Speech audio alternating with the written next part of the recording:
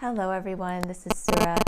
I wanted to share a personal story with you that has really changed my own meditation practice. When I first started on the spiritual path, I started with yoga, and I loved yoga. I started with Ashtanga yoga that was really hard on my body, and after several injuries, I decided to take a back seat and move towards gentler forms of yoga. And then when I finally ended up going to India, I realized, it's really where the meditation is the essence, and it really brings everything to another level. So because I personally have limited time in the morning, if I were to have time for my own personal practice, which used to be an hour to several hours, I would always practice meditation over yoga. I would much rather sit in stillness and receive the benefit of meditation.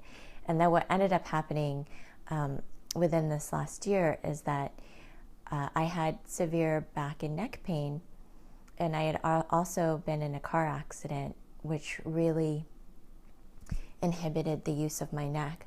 And it was really sad, but I couldn't sit in meditation anymore. It was just so painful.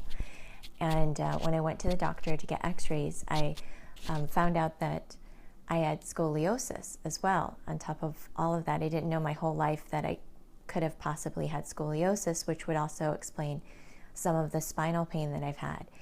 And so it's interesting because, of course, now I'm not going to just sit in meditation for hours like I did before, because it is degenerating my spinal health, and it causes me further pain. So it's really caused me to look at meditation, to approach it now with a different perspective and with loving kindness towards myself.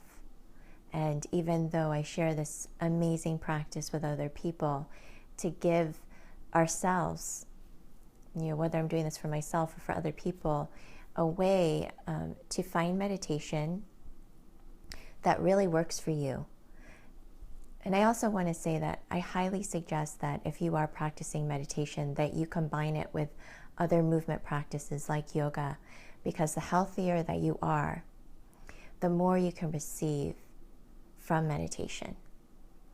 And you don't have to be physically healthy, or nobody's perfect. Nobody has this perfect health. I mean, it's very rare that I meet people that have that, but you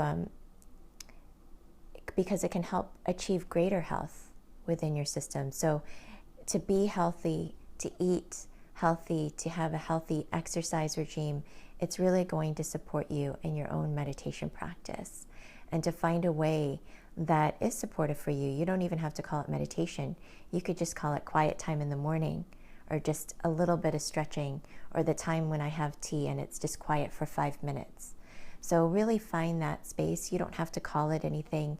It doesn't have to look like anything to anybody else. It's a personal practice that you've cultivated just for yourself. It's a time when you go into your own inner sanctuary and you connect with something higher, the higher awareness,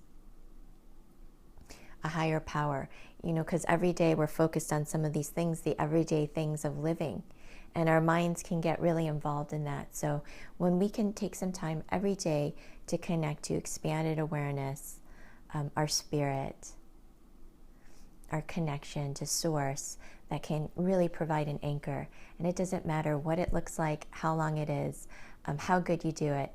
None of that matters.